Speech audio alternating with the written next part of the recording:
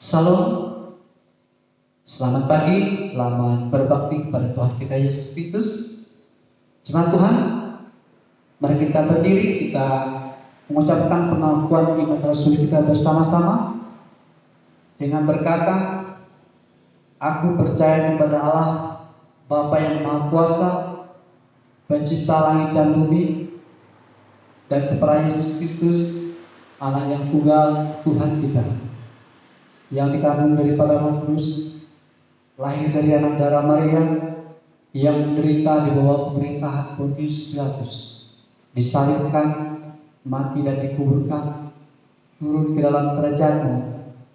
Pada hari yang ketiga, bangkit pula di antara orang mati, naik ke surga, duduk di sebelah kanan Allah, Bapa yang Maha Kuasa, dan akan datang dari sana untuk menghakimi orang yang hidup dan yang mati. Aku percaya kepada Roh Kudus, gereja yang kudus dan am, persekutuan orang kudus, pengampunan dosa, kebangkitan tubuh, dan hidup yang kekal. Amin. Baik jemaat Tuhan, kita masih tetap berdiri. Kita akan memuji Tuhan yang mengatakan hatiku percaya. Kita percaya perjuangan kita bersama kita. Tuhan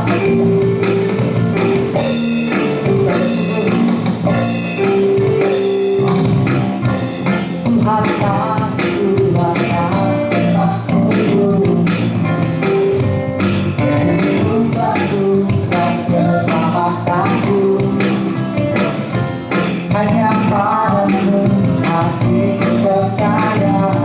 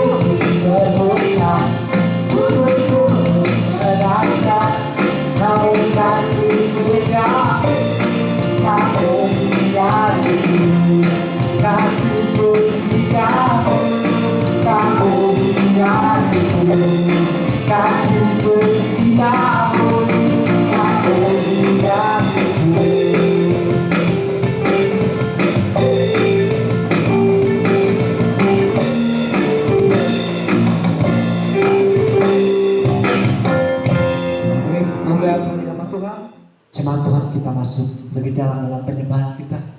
Kita naikkan pujian indah bersamamu. Hanya dekat bersama Allah, hati kita bersama. Sepanjang kehidupan kita, Ia sertai. Kita naikkan pujian.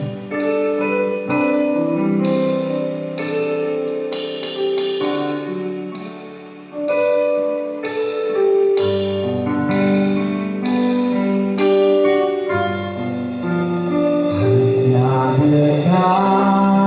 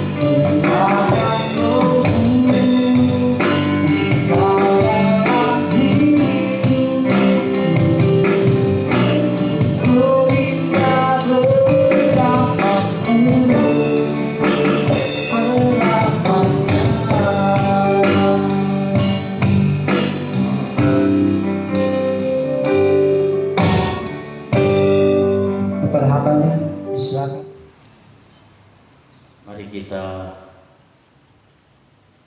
berdiam diri sejenak untuk merenungkan kebaikan Tuhan dalam hidup kita. Mari kita mohon ampun, kita adalah manusia yang berdosa, manusia yang penuh dengan kehilapan.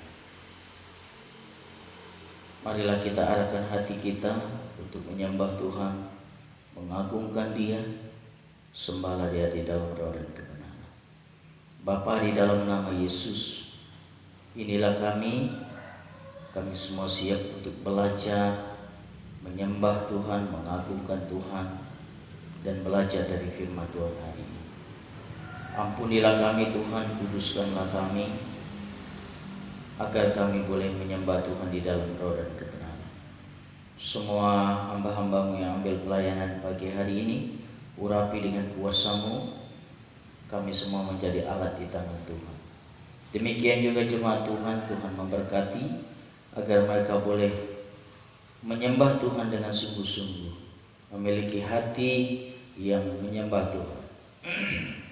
Terima kasih Tuhan Yesus, semua fasilitas yang kami pakai, Tuhan mengurapi dan memberkati, boleh menjadi alat di tangan Tuhan juga pagi hari ini. Dengan pertolongan Tuhan, hamba mentabiskan ibadah ini, serta mohon berkat Tuhan atas kita sekalian. Di dalam nama Bapa, Putra, dan Roh Kudus. Amin. Silakan duduk kembali. Jemaat Tuhan, kembali kita berdiri, kita persiapkan hati kita untuk mendengarkan kebenaran firman Tuhan. Kita naikkan pujian, bukti kebesaran.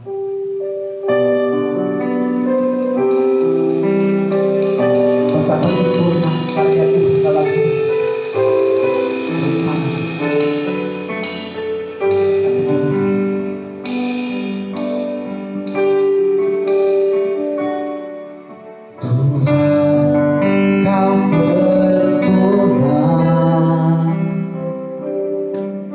Dalam rencana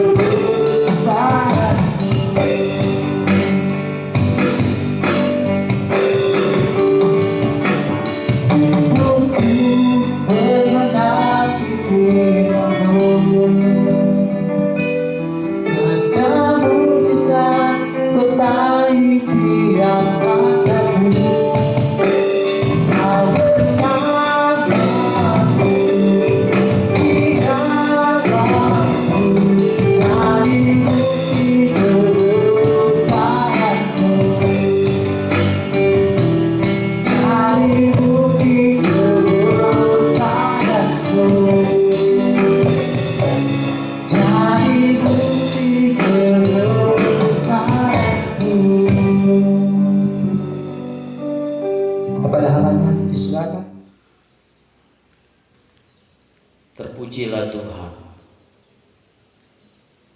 Saat lagu yang kami nyanyikan merupakan ungkapan hati kami bahwa kami mau hidup di dalam perkenanan Tuhan. Kami siap belajar firman Tuhan. Kami menundukkan diri kami di hadapan Bapa. Di bawah otoritas firman Tuhan kami menaruh hidup kami. Oleh karena itu ya Tuhan, bicaralah kepada kami. Kuasailah kami, hati, pikiran, perasaan kami, agar kami sungguh-sungguh dapat belajar firman Tuhan ini, menjadi pelaku firman ini. Kuasa iblis yang coba mengganggu kami, tolong di dalam nama Yesus, Tuhan singkirkan. Biarlah kala firman ini ditaburkan, dapat bertumbuh dan berkembang dan menghasilkan buah bagi Kristus. Tuhan dimuliakan. Di dalam nama Yesus Kristus Tuhan kami mohon pertolongan Tuhan di dalam pemberitaan ini. Amin. Shalom, selamat pagi, salam sejahtera dalam kasih Tuhan kita Yesus Kristus. Bapak Ibu Saudara yang saya kasihi di dalam Yesus Kristus, hari ini kita sungguh bersyukur karena kita masih diberikan kekuatan, diberikan anugerah untuk menikmati damai sejahtera dari Tuhan, dan kita masih bisa hidup itu karena anugerah Tuhan. Baik Bapak Ibu Saudara yang saya kasihi di dalam Yesus Kristus, kita akan belajar firman Tuhan. Mari kita membuka firman Tuhan. Kita membuka firman Tuhan di dalam Ibrani pasal 2 ayat yang ketiga. Ibrani pasal 2 ayat yang ketiga saya akan membaca. Sebenarnya pembacaan ini dari ayat 1 sampai ayat yang keempat, tetapi saya membaca ayat 1 sampai 4. Kita berbunyi demikian. Karena itu harus lebih teliti kita memperhatikan apa yang telah kita dengar, supaya kita jangan hanyut di bawah arus. Sebab kalau firman yang dikatakan dengan perantaraan malaikat-malaikat tetap berlaku, dan setiap pelanggaran dan ketidaktaatan mendapat balasan yang setimpal. Ayat yang ketiga, bagaimanakah kita akan luput jikalau kita menyia-nyiakan keselamatan yang besar itu, yang mula-mula diberikan oleh Tuhan dan oleh mereka yang telah mendengarnya kepada kita dengan cara yang dapat dipercaya. Sedangkan Allah meneguhkan kesaksian mereka oleh tanda-tanda dan mujizat dan oleh berbagai-bagai penyataan, kekuasaan dan karunia Roh Kudus yang dibagi-bagikannya menurut kehendaknya. Puji nama Tuhan. Bapak Ibu Saudara yang dikasihi Tuhan, tema firman Tuhan pagi hari ini yaitu keselamatan. Kalau kita berbicara menemukan pengharapan, itu karena kita ini sedang hidup di bawah ancaman. Setelah kita menemukan pengharapan, tentulah pengharapan itu disebut keselamatan. Saudara-saudaraku yang saya kasihi di dalam Yesus Kristus, apa itu arti keselamatan? Apa arti keselamatan? Keselamatan dalam bahasa Yunani adalah zozo. Artinya melepaskan atau menyelamatkan seseorang dari bahaya yang sedang mengancam tubuh dan jiwanya. Sekali lagi, keselamatan dalam bahasa Yunani artinya zozo, artinya melepaskan atau menyelamatkan seseorang dari bahaya yang sedang mengancam tubuh dan jiwanya. Saudara-saudaraku, tubuh dan jiwa manusia sedang terancam oleh maut yang mematikan jiwanya secara kekal di dalam maut karena dosanya kepada Allah. Sekali lagi, tubuh jiwa manusia sedang terancam maut yang mematikan jiwanya secara kekal di dalam alam maut karena dosa kepada Allah. Kita sekarang seringkali tidak memahami bahwa kehidupan kita sekarang sedang terancam. Jarang sekali yang merenungkan kehidupannya, urusan keselamatan. Manusia sering berbicara dan merenungkan bagaimana nasib hidupnya, bagaimana dia mengembangkan usahanya, bagaimana dia bisa menjadi orang hebat, bagaimana dia bisa mencapai kesuksesan. Hanya itu yang bergelut di pikiran manusia itu. Sesungguhnya saudara, hidup ini harus kita pahami bahwa manusia itu sedang terancam maut dan masuk neraka yang kekal.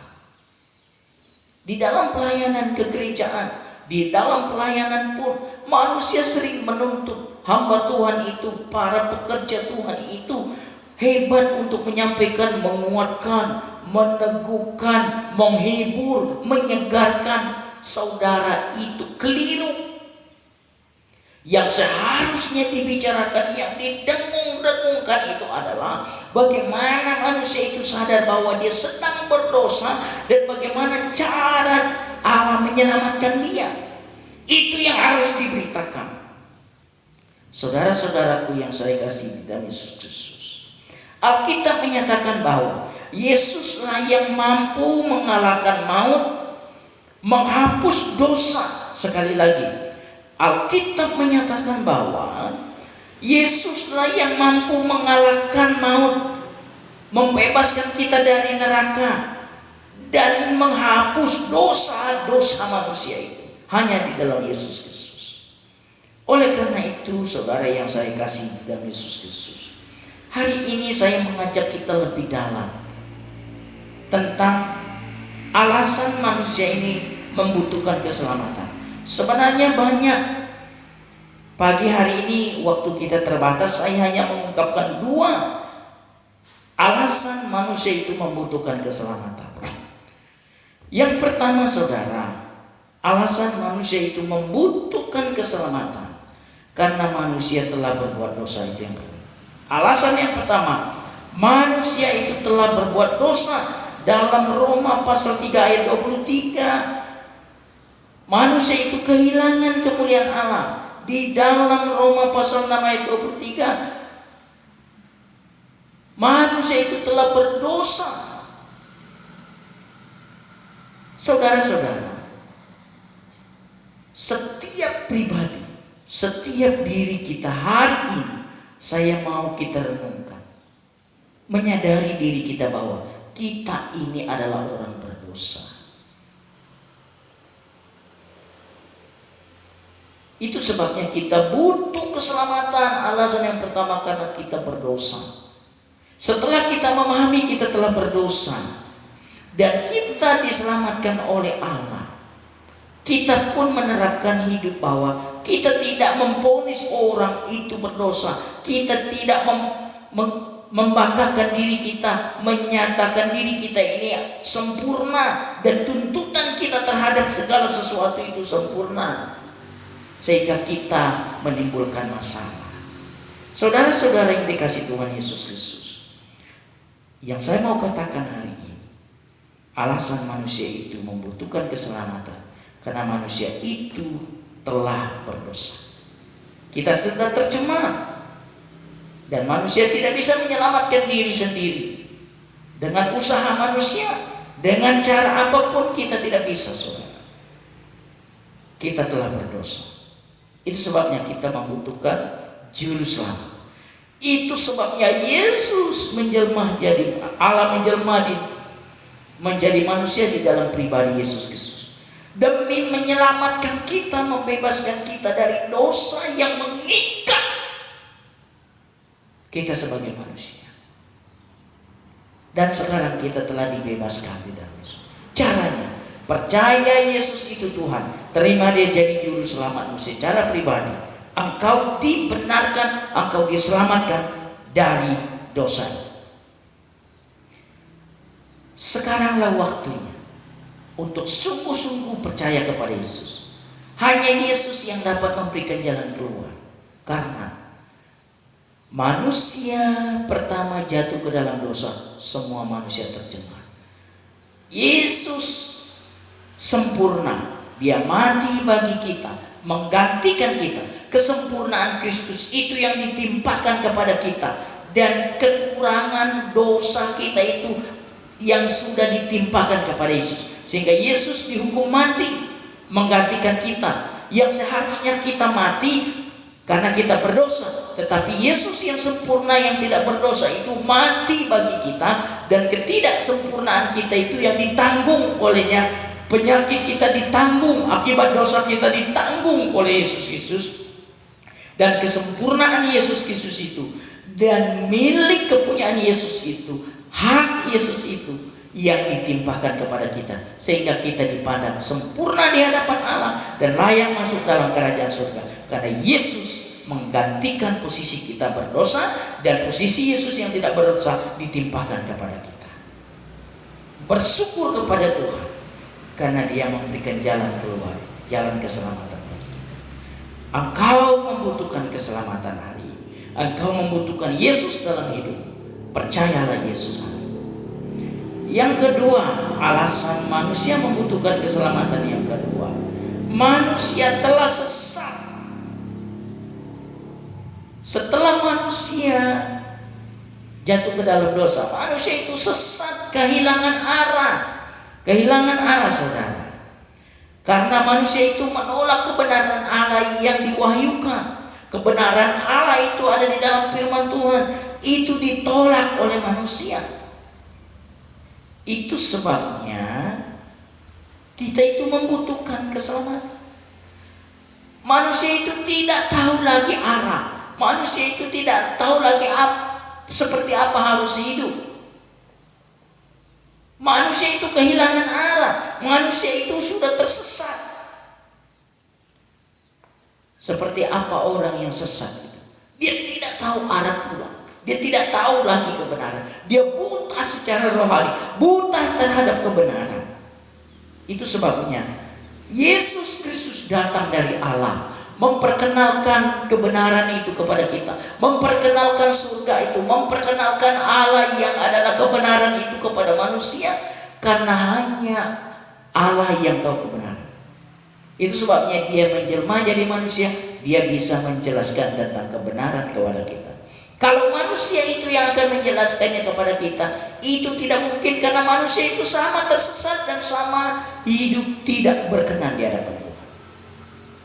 Itu sebabnya Allah bertindak, berinisiatif untuk datang menjelma jadi manusia. Artinya Allah membayar Allah memadamkan murka Allah menenteramkan hati Allah. Manusia tidak bisa memadam murka Allah, manusia tidak bisa menenteramkan hati Allah, manusia tidak bisa membayar Allah. Karena kalau manusia bisa membayar Allah, menenteramkan hati Allah, mendamaikan hati Allah, Allah yang model apa yang seperti itu? Hanya Allah yang dapat memadam murkanya, hanya Allah yang dapat menenteramkan hati. Mengapa Allah murka? Karena manusia melanggar dan berdosa terhadap Dia. Mengapa Allah murka? Karena manusia itu berdosa.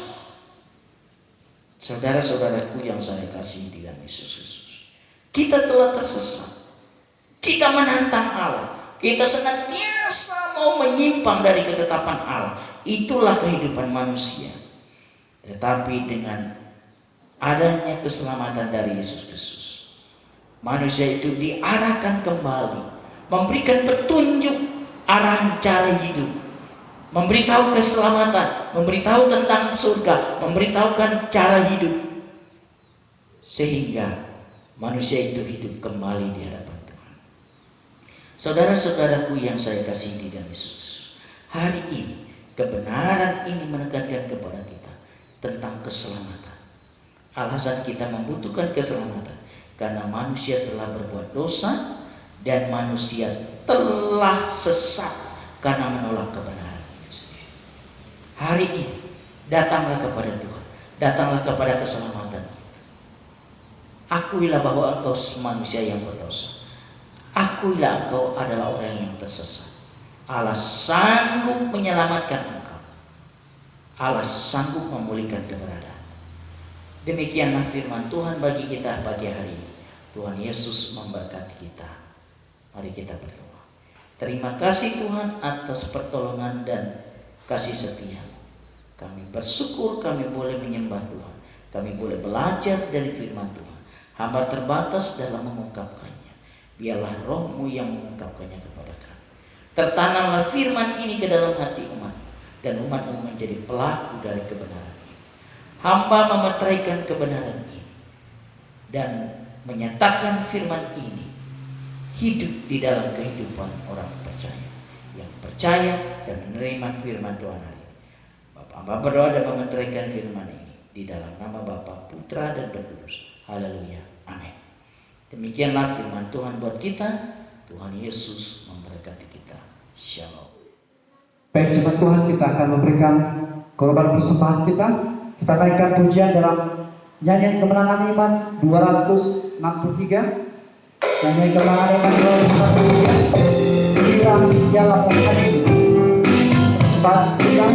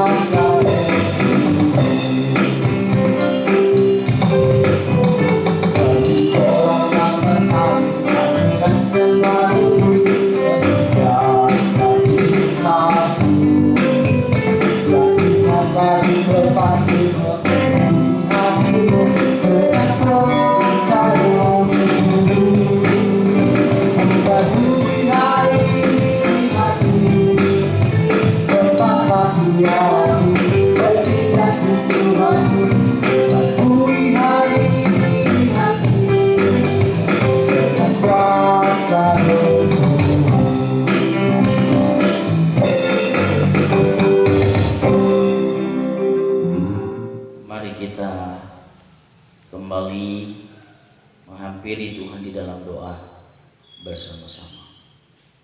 Bapa, di dalam nama Yesus terpujilah namamu.